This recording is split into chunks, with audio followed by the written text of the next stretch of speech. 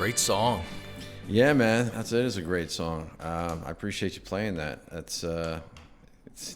sounds like you've read the book if you played that song, because I do write about that kind of in my first couple of chapters. How that song just resonated in me for my whole life.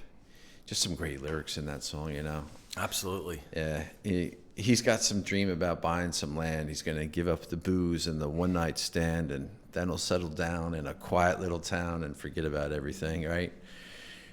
Never really happened like that for me. Never really settled down. Sure. Yeah. Well, what's up, everybody? Welcome to our podcast, Just Today, where we explore people's journeys through addiction and recovery. Today we have a guest who's, let's just say, been through hell and back. The man, the myth, and the recovering legend himself, Mike Schutte, the author of Lost in London, a journey from insanity to acceptance. Mike, welcome. Thank you. It's great to be here. I appreciate it. Absolutely. Glad you could join us. Wow, great line, insanity to acceptance. Yeah, pretty much. That's kind of the story of it. You know, a lot of insanity through a lot of crazy shit through the years of drinking and my addiction. So yeah, I'm proud of that. I bet, absolutely. It's a big undertaking. So Lost in London it's a crazy ass ride, Mike. What made you decide to finally put your story out there for everyone to read?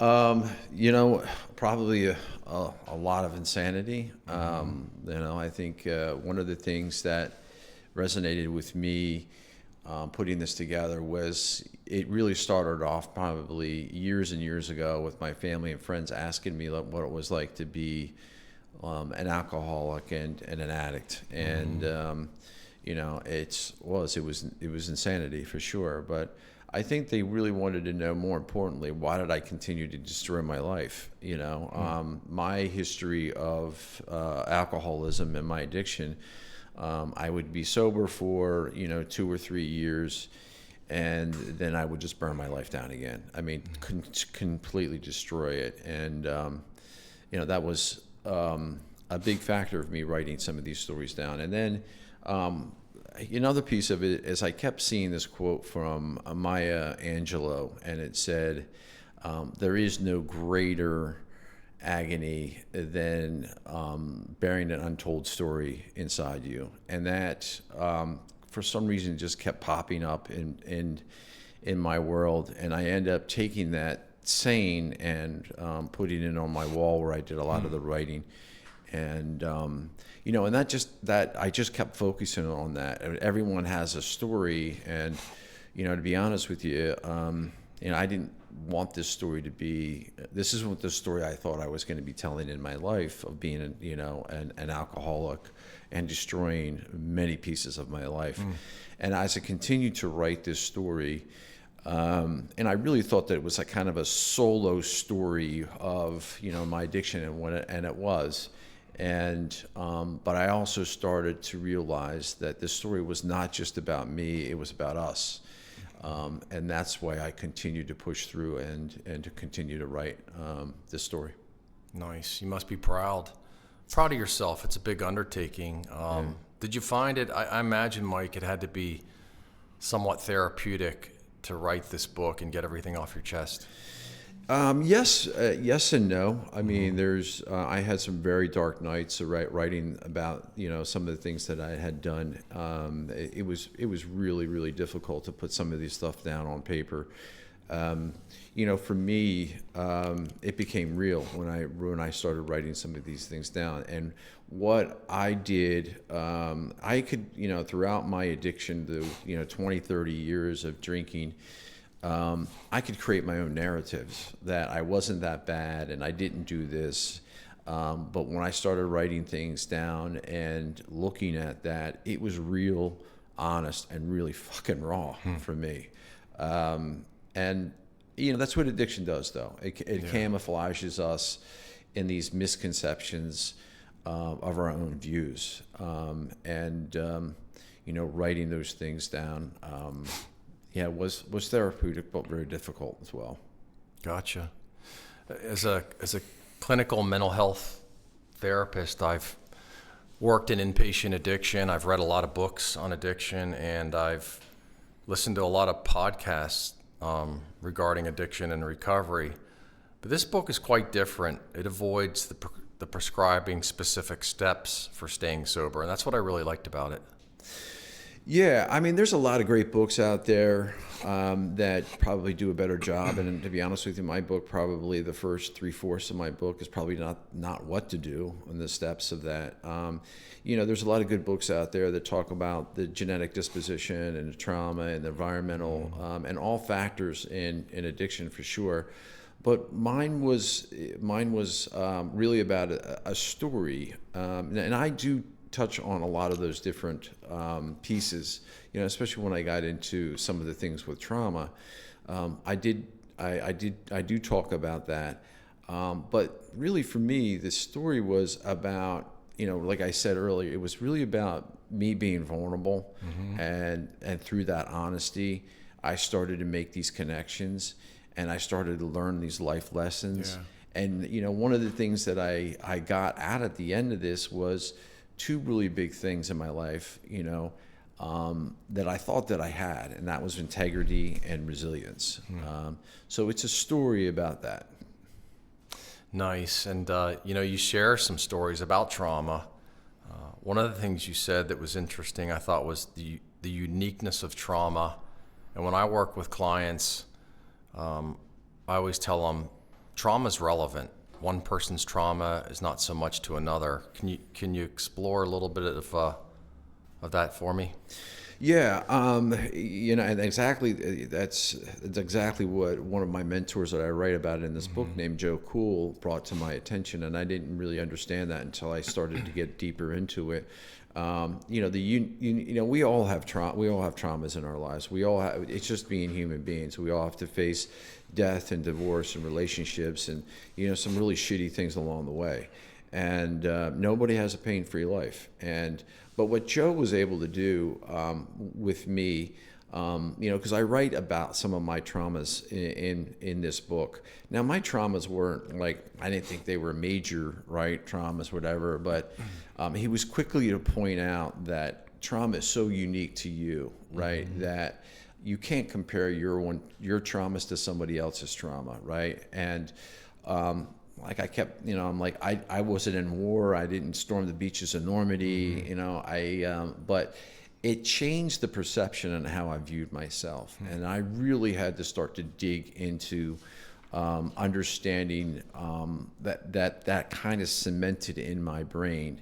And that changed me in a different direction.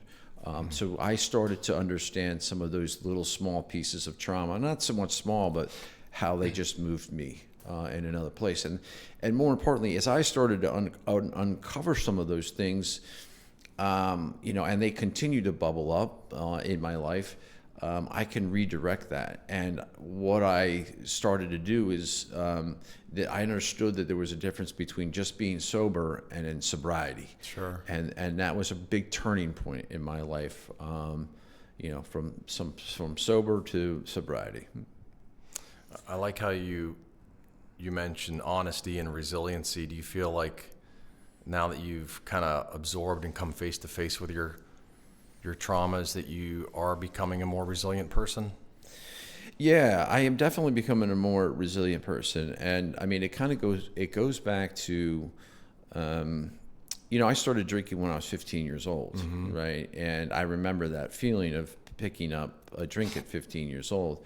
And the crazy thing about it is I really didn't step into some of that pain that adults do, right? And it's like, I just kind of masked that, right? Yeah. So any difficulty that I had in my life, now I could push through those difficulties, but there was usually a drink in my hand, right? So at a young age, I continued to do that. But now, as you're talking about, is that I don't run away from that. I expect the pain, right? And that's what resilience is. You expect that things are going to happen, not the way you like them in your life. Sure. Right. You mentioned sober versus sobriety. What do you mean about that? Yeah, I mean, So, as I mentioned earlier, my story is this is my story. And I've been, an alcoholic for many, many years, 30, 35 years of drinking, and I've been to multiple rehabs. And here's how things went for me. I went to rehab and I got sober. Okay. So you can go to rehab and get sober, and it only takes 4 or 5 days to get the chemicals out of your body, right? You are sober.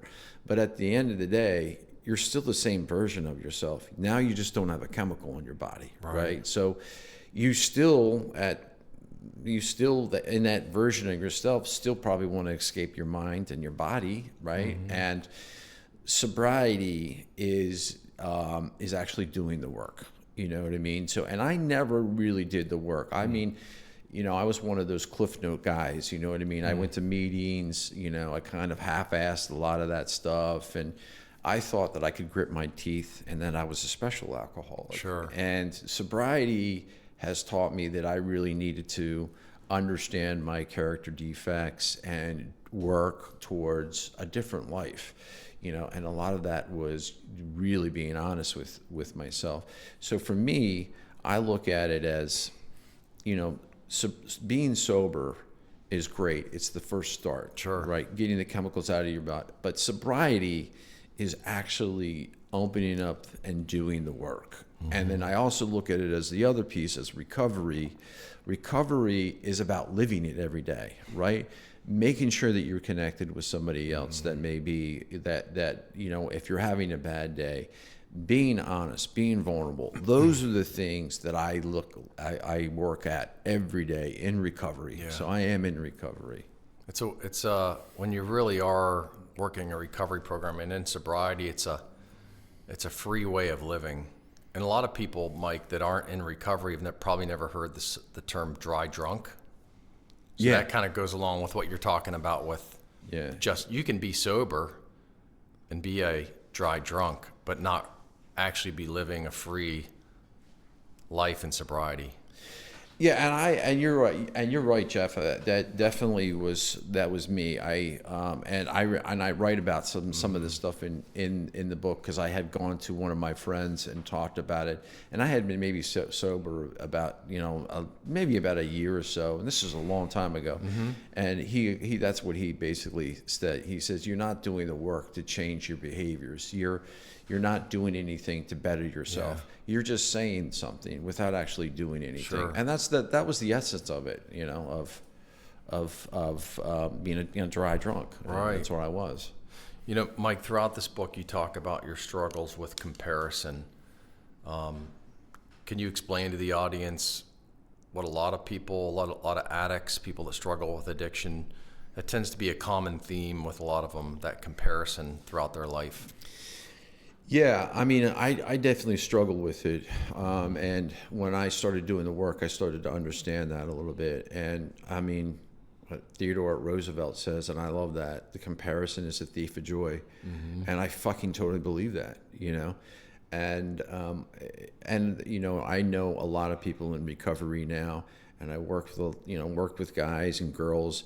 And it seems to be that, alcoholics have very similar kind of mindsets, right? There's a struggle with not feeling comfortable in our own skin, even though I don't like that cliche that much.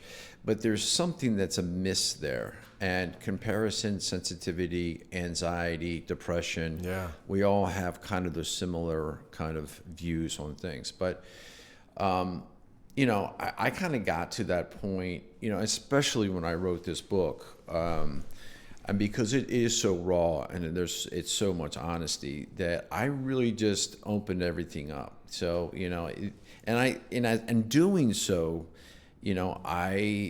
for me, it was like, I don't know, there was a freedom to it because I just stopped pretending to be somebody that I wasn't. Right. And at the end of the day, it's me who has to be proud of what I've done and not anybody else. Sure. And people don't have to like me, and I'm totally fine with that. Right.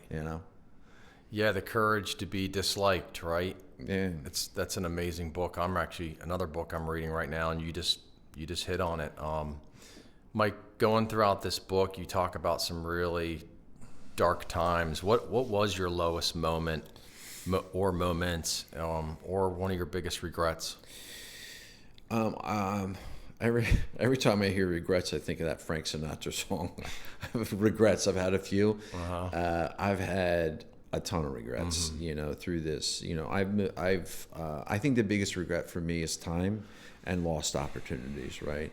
I mean, I've destroyed a lot of relationships, but one that really stands out for me is my daughter. When I was going through, kind of my first rehab, my daughter was, 6 years old, and then, I continued to struggle through that, and I end up, having an affair and getting divorced and all this other shit that comes along with addiction.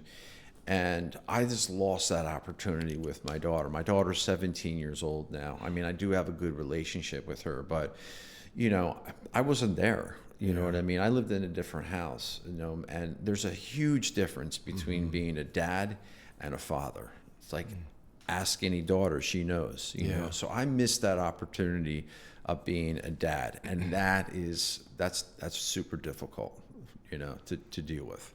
Well, I appreciate you sharing that. Can you explain to the audience, you mentioned the disease of alcoholism, and a lot of people outside of this realm don't realize it is a brain disease. Can you explain the disease concept and being an alcoholic? Yeah, which I mentioned, and I'll be honest with you, I was on both sides of that, because when they say the disease of alcoholism, I'd never really truly understood that. I kind of write a little bit about that. Like I just thought I was a dipshit that couldn't control my booze, right? But the deeper that I dug, Jeff, I started to understand that I was probably an alcoholic even before I picked up my first drink, right?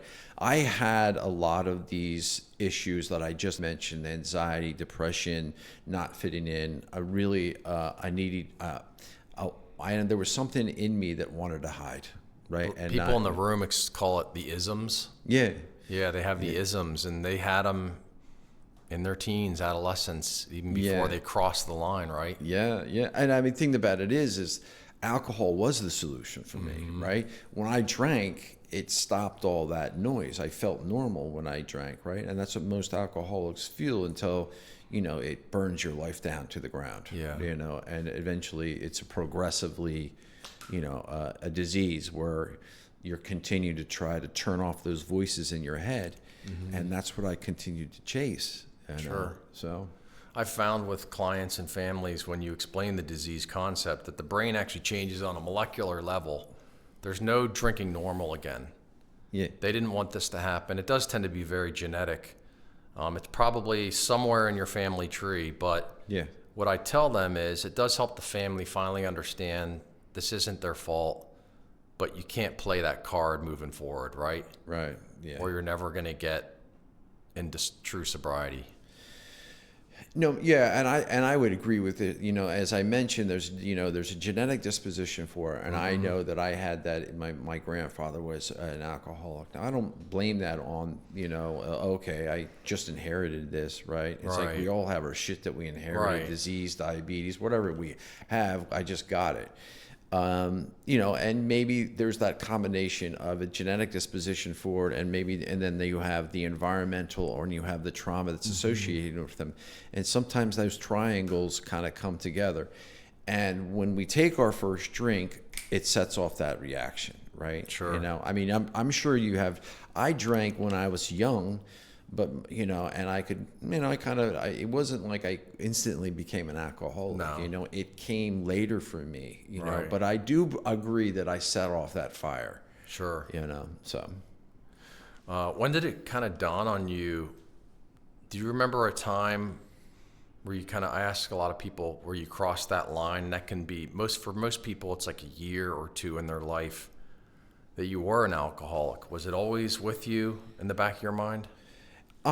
Yes and no. I knew that I drank differently than other people. I drank to get shit-faced. That's how I drank, right? So I looked forward to those days, Thursday, Friday, Saturday. Yep. That's what I thought in my mind. I'm like, okay, I can hardly wait to drink again. And that's not normal drinking. Sure. And, But to answer your question, I mean, I kind of knew, and I stumbled through this high school, the standard bullshit stuff, and then college, the standard drinking things. But I think for me, it started much later where I really started to lose control. And it didn't really happen for me until I was probably in my 30s or 40s, where I also was making money. Things were great. I was getting married. I had a daughter, all those things that we do in life. Life was still manageable. Yeah, life was still manageable. And then till it's not manageable any longer, But and then I think that was kind of more the kind of my time of entitlement, that I was allowed, like, okay, I can drink because I seem to have my shit together, right? On the outside. But I remember waking up one time, and someone telling me, that, oh, just take a pop in the morning. And I remember that feeling so hungover, and I woke up and it was 11:30, and I had a couple of drinks, and I felt great. And it went on for 3 days like that. I do remember some of those moments. It's amazing how we can go back and target it. Normal people don't wake up and drink in the morning. Yeah. And and the other thing that I found out was one of my counselors said to me, Jeff, was that he said something to me. He goes, hey, have you ever tried to control your drinking? Mm-hmm. And I said, yeah. And he's, well, normal people don't do that. Right. And I was like, and that really kind of, kicked me in the ass. I was like, oh, yeah, I guess, Sure. No, for sure. I like that term, normal people, because that's relevant too, right? Yeah. Right. No kidding. The title Lost in London, what happened? Like, where does that title come from? And yeah, I mean, this has been floating around because the Lost in London kind of piece happened quite some time ago. But I remember I had been working for a security company, a very large security company. I had a really cool job, and I had flown into London to do this presentation, and I was going to spend 3 or 4 days in London to do some work. And the first day went great. And then the second day, I went out with some guys for dinner, and just, I had one drink, and next thing I know, it was. Were you in a sober part of your life? Were you in recovery when this happened? Was this a relapse? I was at that particular time. I probably had maybe a year's sobriety underneath me before I decided. And it was weird because I remember like being on the plane and flying to London, thinking to myself, hey, am I an alcoholic at 30,000 feet, or am I an alcoholic in another country? Right. Like, I was like, well, I just seemed like, I don't know. And then, I remember taking that drink, it was just a, beer. And then I got, for the next couple of days, I stumbled around and couldn't stop drinking. And as you kind of read that story, that's really you got, because I was truly lost in London. I had lost at least 2 or 3 days there. Don't remember a lot of that stuff. I'm sure some people can't imagine that, right? No. Right. No. There, and I've talked to people about that, and I had talked to this guy recently, and he had read a piece of that, and he said to me, he's like, why did you just stop drinking the next day? Right. And I was like, it just doesn't work that way for me. Easier said than done. Like, yeah.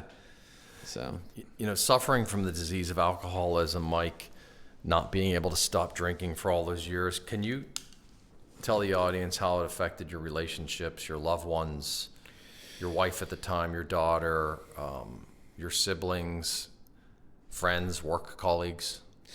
Yeah, I mean, I think we all know where that goes, right? I mean, there's not like, it always goes down in the downward spiral. And, for me, when I got truly honest about some of these things, I had to look back and realize that every relationship that I had in my life was fucking destroyed because of alcohol.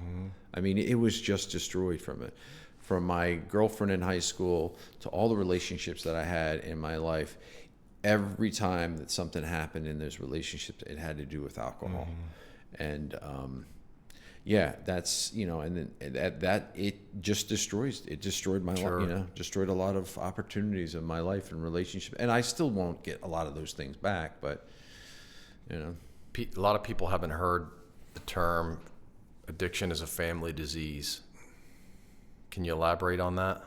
how it actually does affect the whole family. It does. I mean, and that's when I think I started off with the first question, because I really thought this story was about me and it was about us, and it was a story about, putting my family in, you know, just kind of destroying that whole dynamics of a family community, the unit, Yeah.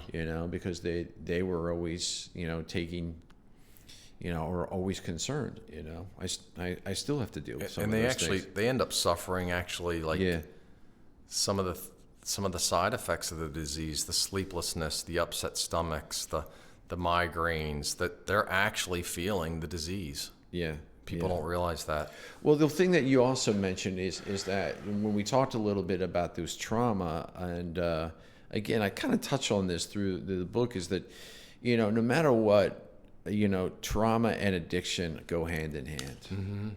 They just really do. I mean, it affects everyone around you. I mean, the people that have to stand by and watch people, relapse and, put themselves in danger and pick them up from police stations and watch people die.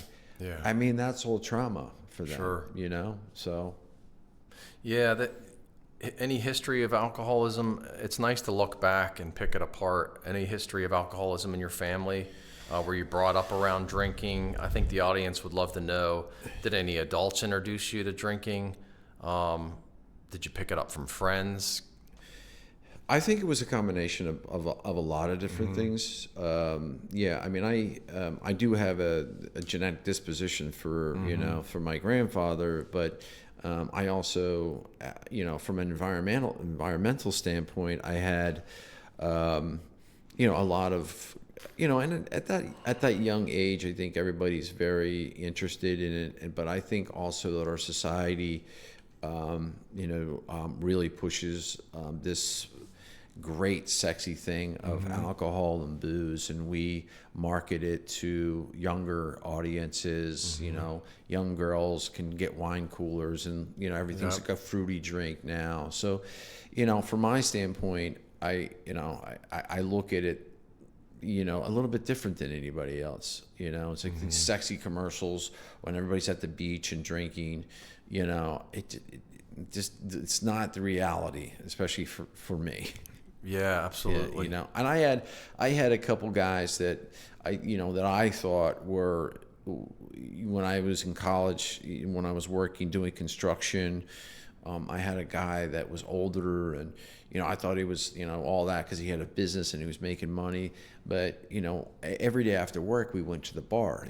I learned how to play pool and darts and all good stuff. But and as I look back on it, he really wasn't the best role model I had, and Sure. I just thought that was kind of normal what guys did. It was your view of the world. It's kind of like what you knew, right? So it was okay. Yeah, it was fun. Yeah, right. I thought that's the way it's going to be. Can you share with the audience, you talk about rock bottom, hitting rock bottom, as you say, burning my life to the ground, and everyone's bottom is different. Yeah, like I think I mentioned, I've had a lot of rock bottoms. I mean, really, there's one that's specifically, and it actually got worse after this one too. I had been arrested. I woke up in jail, didn't know where I was. I don't really remember the last 24 hours, so I wake up in jail. And I finally get released out of jail. I'm walking through this corridor. No one's picking me up. Like, no one even knows where the hell I'm at, right? And I'm not calling anybody. And so I end up calling a cab, and the cab comes out to the prison and picks me up. And it's 11 o'clock in the morning, and I just know that I'm going to drink my life away. Like, I had nothing any longer. This was kind of at the bottom of it. And I just wanted to drink until I died. That's really what my goal was. And he drove me through Westchester, my hometown, and I was just like, I end up going to this bar, and I'm sitting at this bar, and it's in the middle of the afternoon, and I'm just drinking vodka one after another, and I get this text from my company, And it's from my boss telling me that I've been terminated because I hadn't been to work for like 3 or 4 days. And it was a great job, you know, it's in the security industry. But I also know that I had been arrested, and, you know, I had a 20-year run in security and clearances, and I had some really cool things that I was doing. And at that, when I got put in handcuffs, that all went away from me. So I ran into a friend that night. He was at the bar, and I went back to his house, and we drank until 2 o'clock in the morning, slept on the couch, you know, woke up in the morning, hungover, took an Uber, and I didn't even know where the fuck I was going. I took an Uber to a supermarket, and I walked into the supermarket. It must have been like 9:30 in the morning, you know, all disheveled and looking like shit.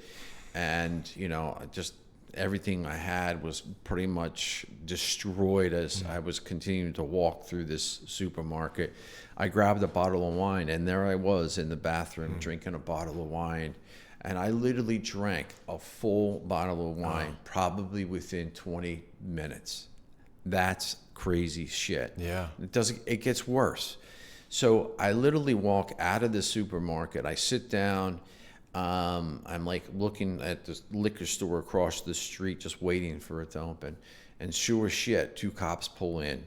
And, you know, within probably about a 10-minute conversation, I was arrested again for public drunkenness, public intoxication. So literally within 14 hours or whatever the hours was that I left the prison, I was back in prison again. And I kept thinking to myself, what the fuck are you doing? Yeah. You know, what the hell is going wrong, you know? But all I wanted to do is get out of that cell and get back to drinking again. Because I knew if I could continue to drink, then I would eventually die. Yeah. And that was one of them, but there's a couple more. Continue to die. There's some pretty dark moments in your book where you talk about some suicide attempts.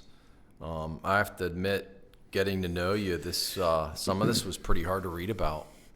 Yeah, it is. I mean, it kind of starts off with Lost in London, standing on that building, right? Like, wanting to jump off I think it was the 5th or 6th floor of that building, you know, and that's where it takes me. Now, alcohol, that's exactly where it takes me. My addiction takes me right to these places. Now, I think everyone in our life, and anybody in our lives has thought about ending it. There's something happened and you're like, I just can't take it anymore. But for me, addiction, alcohol, vodka, all those things take me right to that place. It wants me dead. You know, and I've had some really difficult times. I mean, I'm shocked. I'm very shocked that sometimes that I'm just sitting here and I wrote this book. Yeah. Because I had a Glock 45, you know, to my head. You know, like I said, I've stood on buildings, you know, and near the end, you know, I wanted to hang myself, but, you know. Chapter 26, Mike, was really hard to stomach. What was going through your mind walking into that hardware store, buying that rope? Buying the rope, huh? Yeah. Yeah. You know, confusion, the devil. That's why I call it the devil. The chapter 26. It was. I was just at the end of it. You know, I had left the sober house. It was kind of my last, you know, time to try to get sober, and I couldn't maintain my sobriety, and I was. It was a cold end of October, outside of Philadelphia. You know, I was living in the woods, just drinking, passing out, and, you know, and trying to keep warm somewhere. And I just had it, you know, and I was just like, something's got to be better. Anything can be better than what the fuck I'm doing now. Yeah. So I remember walking in and looking at the attendant there and getting my rope, and then stumbling through the woods, and it was surreal. It was almost like it was so foggy. Everything was so foggy that day, and I could feel. I swear, I could feel these demons in me. You know what I mean? You can still picture it today. Yeah, I can still picture it today, and it was like a misty, gray day, you know, and I end up putting the rope over this tree, and and I just was at the end of it. You know what I mean? And the thing about it is I put the rope over my neck, and I kind of like pushed myself out. I said, I'm sorry to my mom. Please forgive me. But your body fights for life, and I just was able to reach on the top and get my leg underneath me and another kind of stump there. And and it was just like, what am I doing? I kind of freed myself and fell down to the ground, and kind of slid. It was just so dark. I slid down to this little like, I don't know, little river or creek or something, and I just sat there, and I could see the bottle from on my left hand side, and it sat in the mud, and it was empty, and I fell asleep or whatever, and woke up freezing cold. And next morning, I was just so tired of being cold. I just made my way back to the only place that I knew that I could go, and that was home to my mom, and that's what I did. What after that day? How did you pull yourself out of that? Like, what were next steps for you? What was the turning point? There was a lot of turning points that I had to go through. It wasn't, I guess I got to the point where, it was kind of like death or figure this out, right? And I was kind of surrounded by my sisters at that time, and I went to my last rehab, and that's when things started to turn around for me. I met a couple key guys there, and I just started to work that. And nice. Yeah, I had one specific time I went to this Baptist church, and I think that's where I really surrendered. I walked in this Baptist church, and I didn't blend too well, right? And I actually thought I was on like a set of a movie, Coming to America, right, 3 or something. But it was I just surrendered. I just put my head down and said, I can't do it anymore. And from there, something changed within me. Sure. A lot of people listen to this podcast because they're in your shoes right now, maybe, and where you were. Yeah. And we like to keep it strength-based. So I'd love to know, what were next steps for your walking out of that last rehab? You said to yourself, I'm never returning again. Can you talk a little bit about acceptance and surrender? Yeah, certainly. For me, was surrendering to a different way of life. Okay. And that's how I mentioned in this church, which was very unusual, and there was no long-winded prayers or anything like that. I just said I couldn't do it any longer, and was surrendering to a different way of life. Not giving into it, but surrendering to a different way of life. And I kind of pushed through that. But then what you asked me, the other thing is that I knew at that time I had been into 4 or 5 different rehabs, right? And over a 15-year or 12-year period. I don't know what was when I walked out of that recovery center. I knew I was never going to return. You know what I mean? I felt something different within me, and I think it was that I was ready to really work at my life. So in the rooms and in rehabs, a lot is talked about, and it's talked about in the big book about spirituality. In the big book, it mentions God, but the gentleman that wrote the big book, keep it a God of your choosing, a higher power that you choose, and that's helped millions of people. Do you feel like right then and there that was like you had an epiphany? Was there like a spiritual awakening? No, I didn't have yes and no, I guess. You know what I mean? The one thing that I did know that I wasn't going to be alone anymore. That was the big thing for me, that I wasn't going to do this alone. Tell me more about that. What do you mean you weren't going to be alone? Because you had been to rehabs before and you'd been to AA, so why was it different this time? I think because I don't know, maybe the window had opened, the door had opened when I did kind of hit my knees or I did surrender. But there was something, and there was no like earth-shattering light that came down and Right. told me this. I just said, you can't do this by yourself any longer. You have to be able to, to reach out to be. And I thought to myself, I'm not going to be alone anymore doing this. Gotcha. On that note of not being alone anymore, you speak about, in one of your chapters, you speak about angelic guidance Yeah. throughout your journey. Maybe you can tell us some more about that, past and future?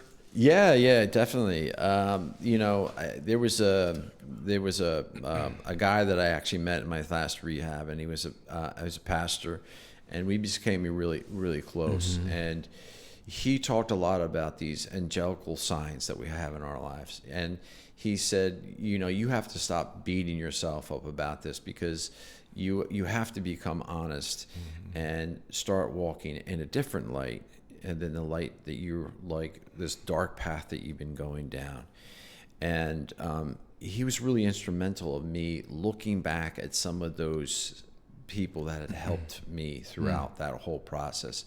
Because if I was really honest with it, there was all these people that had been trying to help me along the way. Yeah. And I just couldn't fucking see it. I couldn't see it at all, And as I wrote some of those things down, it started to click for me, And then what you just said is that, the future ones. I remember walking out of my rehab, the last time, and sobriety was all that I had. Like, or not even sobriety. I was only sober at Right. that particular time. I wasn't sobriety or recovery. I was just didn't have booze in my body for a Right. certain amount of time.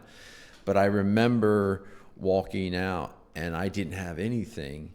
And I walked into these rooms of AA that one day, and I was so like, I wasn't going to leave. I really didn't have that many places to go. But I sat there all day, and I met people, and I connected with people. And here's the crazy thing about it is I actually called them, and they actually helped me through Right. the process. I was, for years I got people's numbers, but I never really called them. And I just took the steps to do that. And and they just kept telling me these little things like, just don't drink today. All right. Do the next right thing. Those little bumps along the way really helped me. And I started to see a different path from that. And then, I had these angelical angels that now that I could really see. Like, I went to an AA meeting one time, and I had been maybe out of rehab maybe for about a month or so. Okay. And, this guy came up behind me after a meeting, and it was a kid that I had grown up with, as I was a little kid with. And we just became instant friends, and he was struggling more than I was struggling. And we became instant friends. And we walked this walk together, and he just celebrated like in 2 years of being sober. Nice. And it's awesome. It's great to see him. So those moments, right? I get another great story. I had to go to court for this DUI charge, and I was going to get sentenced to go to jail, whatever. And I'm in my own head, and I walk through security, and I get on the elevator, and I see this sheriff standing there. And there was something about her face that she was just standing in the corner, and I don't know, she saw something in me. I ended up having a little bit of a conversation with her. And then I went up to the sixth floor. She got off. I was kind of lost. She pointed me in the right direction. She said a couple really nice words to me, like, "Hey, everything's going to be all right. Everything's going to be okay." It's weird coming from a sheriff. Right. So it gets weirder. So I go into court. I plead guilty for this charge that I have. I'm going to be sentenced into what my sentence is going to be in the next month. I go back to the elevator, probably 45 minutes later. I hit the elevator on the 6th floor, and there she's standing again in the exact same spot. Now, I thought to myself, wow, that's crazy. Yeah. That's unusual. So we end up having a conversation on the way down, and she said something to me that resonated with me. And she said to me, at least you're facing these charges. At least you're facing your fear. She's like, we're mostly chasing people to face their consequences. Right. And it was like, it just hit me weird. And I walked out of that elevator that day just feeling better about myself, that I was facing those consequences. Here's the weirder part. 2 days later, I'm in an AA meeting on a Sunday morning, a meeting that I never go to. I'm sitting there, and I get a tap on the shoulder, and who it is? It's the sheriff. She's in the same meeting with me. Wow. And she's behind me. That is an angel And moment. I say to myself, now I can see, Yeah. thank you for my Right. my availability to see those angels. Wow. You know what I mean? So I had a lot of those. That's really cool. And I still today do that. And that's one great thing about being in recovery is I can see today where before I couldn't see at all. I can only see myself. Sure. Makes sense.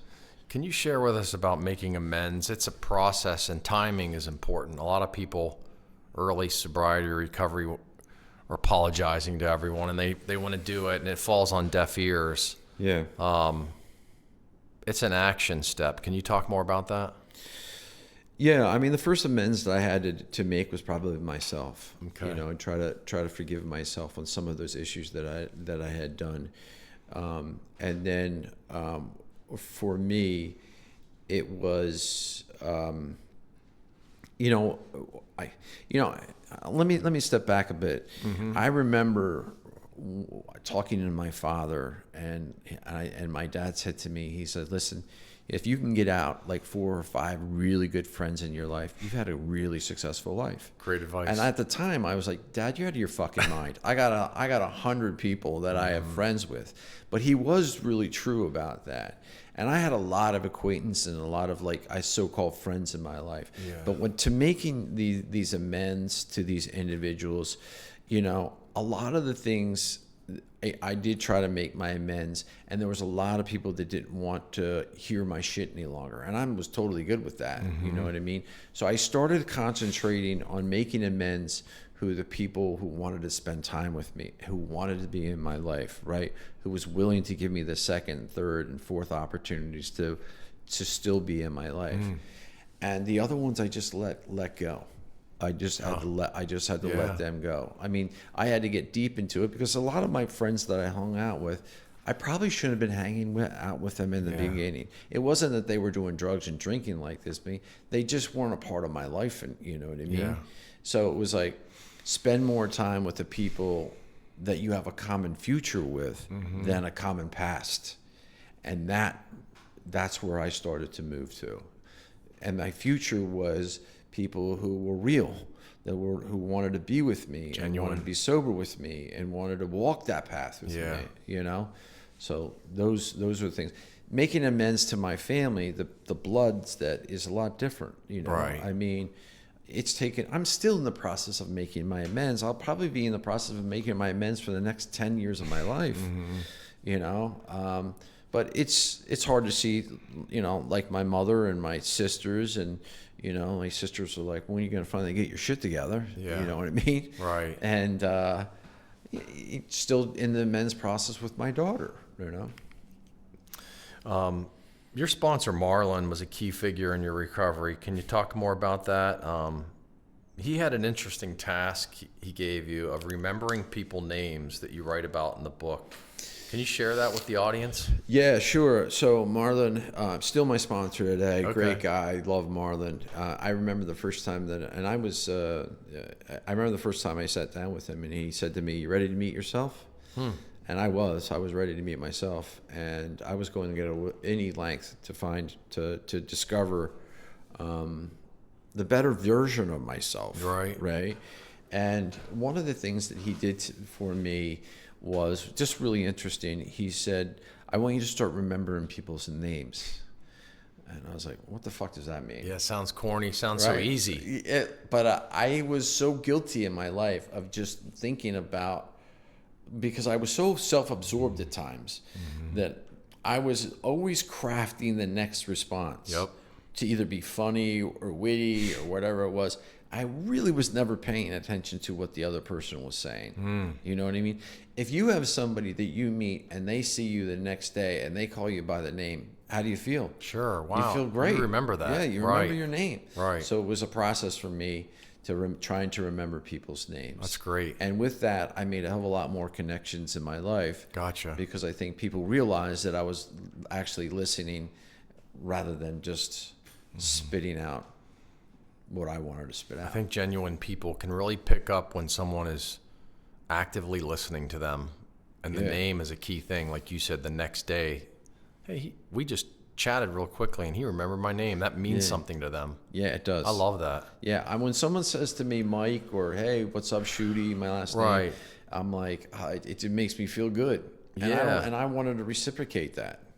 I think the audience would love to hear about what's the hardest part of staying in recovery for you, and what strategies do you use to keep yourself on track? Great question. Super good question. For me, it's harder to living in that past world than it is living in recovery, for sure. And I have to remind living in that dark world of deceit. I mean, my addiction was really about deceit. It was about, in all aspects of my life. I ran around with my wife. I did a lot of stupid shit. It's a disease of addiction is a disease of deceit. And what do I do today is, what am I doing right now that I'm involved? I wrote this book, to stay involved. It was, to touch other people's lives and start making those continued conversations or connections. That's a big thing for me. It's staying in recovery. It's reaching out. It's doing all those things that people tell you to do and just doing them. Gotcha. Just doing them, creating a network. Yeah. That you want to be with. Connections are so important, even outside of addiction. Yeah. People struggling with anxiety and depression, which tend to coincide a lot with addiction, Right. They have to find ways to rekindle relationships and start new ones. It's just so important. Yeah. For everyone, let alone set addiction aside. I love the chapter regarding forgiveness and how you talked about guilt and shame. Can you explain guilt and shame, and is there a difference?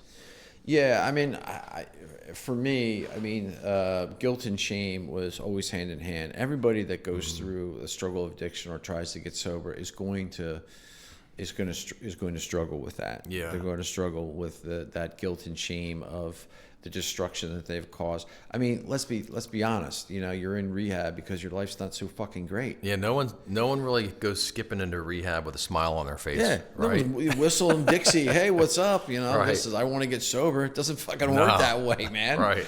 But we all just go through that. And I remember being in my second rehab, and I was in Vero Beach, beautiful place. I'm meeting this woman, a counselor, Brenda. And she really worked with me on that. And because guilt is knowing that you've done something wrong and you feel, you're like, I screwed that up. Shame is that way that you feel about yourself, that you are core to the bones, a bad person. There's two differences. You've done something that you're guilty for. You made a mistake. Shame is that you're at the core of that. And shame is not where anyone wants you to be. Yeah. It's Jesus doesn't want us to live in the world of shame, because that's where the devil lives, in that world of shame. So, I think about this quote from Gordon Gekko back in the 80s in Wall Street, and he said, "Greed, for a better lack of words, is good." And guilt, in a better lack of words, is good. Because if you can get to guilt, you can find your penance. You can find your forgiveness. Now, penance is always heard on something, religion, but penance really is about finding forgiveness. And so for me, if I can move myself from shame to guilt, that's where you need to be. Appreciate Nothing that. good happens in shame. Yeah, for sure. How have readers reacted to your book? Have you had any surprising or meaningful responses? Yeah, I have. I think a lot of it's shock, right? So, I see, because here's what my addiction does. It's deceitful in a way that I have a certain, like physically, I look fine. I'm like, I got my shit together. Everything looks good. But behind it, you know what I mean, is that's where my mind is as an alcoholic, right? That storm. So that storm, right? So it's a shock for people because people know me and they're like, man, I never really understood, like, you know what I mean? Because they didn't really see behind the curtains, Right. you know what I mean? And this book gives them the real look at that. So a lot of it has been shock. I see. Like, didn't know all the issues that I had because my persona Yep. presented a different way. I talk about that a lot with people. Can be extroverted and present a confidence, and they're almost shocked to realize how fragile someone can be behind that mask. Yeah, definitely. I thought it was really cool to see that you dedicated this book to your sister, Kate. Can you Yeah. talk more about Kate and your relationship Yeah. and how she has really has always been there? Yeah, my sister, I'm going through this, this battle of addiction, as you talked about, Jeff, earlier, is that, your family and your friends, it's a lifetime commitment. It's a lifetime commitment. And, a lot of the times, I had a lot of help along the way, and I'm not negating any of the help that they provided for me. But some people just need to step away from their own sanity and their own trauma, right? Sure. I totally get that. But my sister Kate, she's my older sister by 4 years, about 4 years older than me. She's always been there for me. You know what I mean? She's the one that scared the boogeyman away from me, and she, lent me money for my girlfriends, or she was always there for me. Yeah. And the reason why I dedicated it because she never let go of my hand. She never let go of my hand, with all that stuff. And that's why that's why I said she's my angelical angel. You know what I mean? I love her. And it's not like I don't love my other sisters. It's just that we just have a different bond. Sure. That's really sweet. Yeah. Does this, looking back on since you finished the book and promoting it, does this book feel like closure for you? Yes and no. I mean, it feels good. I don't want to ever read my book again. Like, I've read my book enough. So that chapter kind of is closed because a lot of it, even reading some of that, is still very, very hard and raw for me. Okay. And I don't want to go back to that. But yeah, I think this is just an awesome, it's a beginning for me to continue to stay in recovery, and just to kind of continue to help other people that may have other questions. That's great. Yeah. Can you tell the audience a little bit more about your company Just Today, and what are your goals? What are you trying to accomplish? Yeah. So I'm figuring that out as we go, to be honest with you. I mean, Just Today is really about helping other individuals that struggle with addiction. There have been so many people that have helped me along the way. And to be honest with you, I didn't really know how to help. Like, I help guys in the rooms, and I was just like, and then like I said, I continued to write the story. It was a story about us, and I wanted to try to figure out how I can help. So like a portion of my book will go to supporting local recovery centers and education facilities on people that are struggling with addiction and recovery. So that's kind of like the first step of it, right? Nice. So that's really how I formed Just Today, and I'm looking forward, people to help me to guide me through those services. Sure. So That's really cool, and so that gives me an opportunity. What's good about it is, as I move this book forward and we develop more charitable things about this, then I'm now involved in the recovery community, right down the street, and I can go and help them, either financially to help somebody else. And that's what I need to do. I need to continue to stay in that recovery world, because if I don't, it never works out for me. Yeah. That's part of your service. Yeah. That's awesome, Mike. So tell me, sitting here with you right now, I mean, how's life today? life is awesome. I'm very grateful for my life. You know what I mean? I was talking to some other guy the other day about it. It's like when you totally destroy your fucking life, everything is you. Once you start to rebuild it, you appreciate everything. Because I've been in the swamps and the shitters. You know what I mean? So everything for me is all new and fresh. Yeah. I'm starting. You know, at my age, I'm starting over again a little bit, but.